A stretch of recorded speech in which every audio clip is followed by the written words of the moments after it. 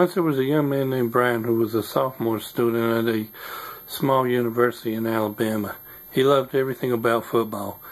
He played a little bit in high school. His dad had played some too. He grew up around the game and watched it as much as he could. And just loved everything about the sport. But this particular university that he attended did not have a football team.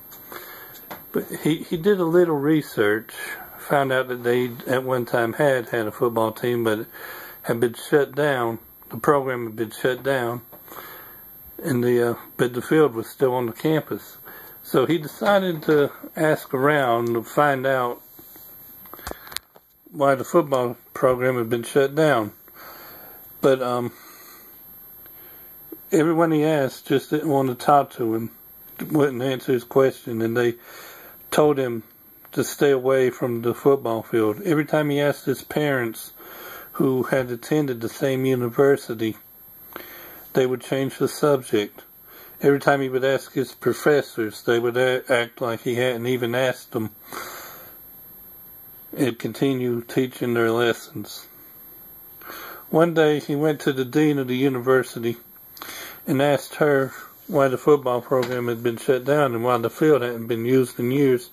At first she refused to answer the question, but then eventually told him that because a football player from the university had been murdered there and his body had been found in the hanging in the locker room. And at first they suspected a member of a rival team of committing the crime, but it could never be proven. Ever since then, some strange things had happened at the football field, so the school decided just to shut down the whole program, close up the field, and she warned Brian to never go there. Well, Brian was never one to do what somebody else told him to do or not do. So one night he and two of his friends, Mike and Erica, decided that they were going to go and investigate for themselves. So they met up at the football stadium at about 10 that evening. 10 in the evening. At first Erica tried to back out, but Brian wouldn't let her. They cut the chain on the front gate of the stadium and went in. When they got inside, they found the whole place in shambles, with equipment and food thrown everywhere. They went their separate ways. Erica headed towards the football field, and Brian and Mike towards the locker room. When they got to the locker room, they found it to be in about the same shape as the rest of the stadium. Lockers thrown to the floor, football cleats, football uniforms everywhere. Brian and Mike decided to split up and investigate the other parts of the locker room.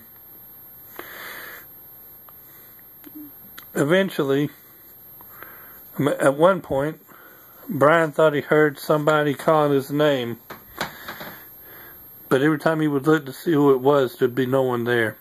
He thought he saw an apparition hanging from the ceiling of the locker room.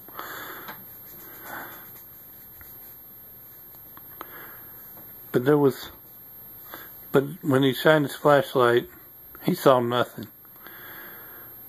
Eventually, he heard Mike scream. He got on his walkie-talkie and called for Mike, called his name several times.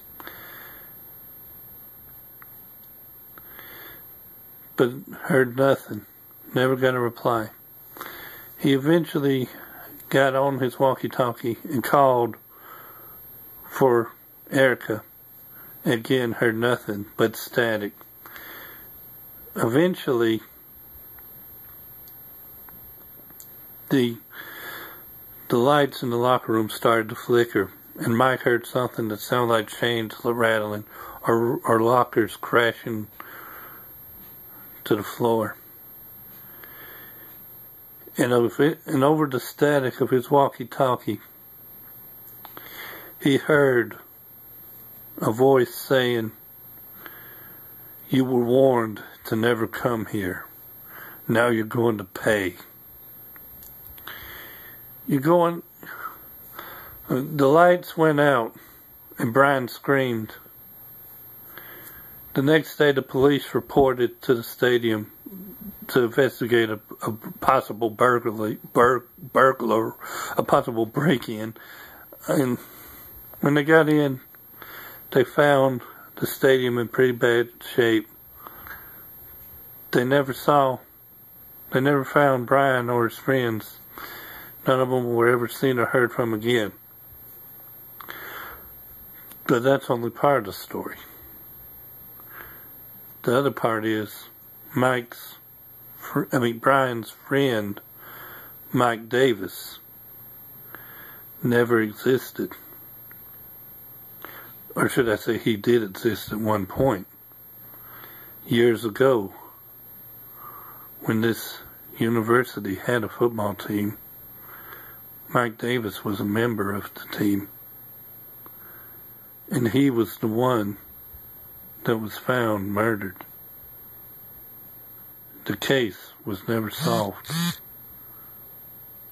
Perhaps it was Mike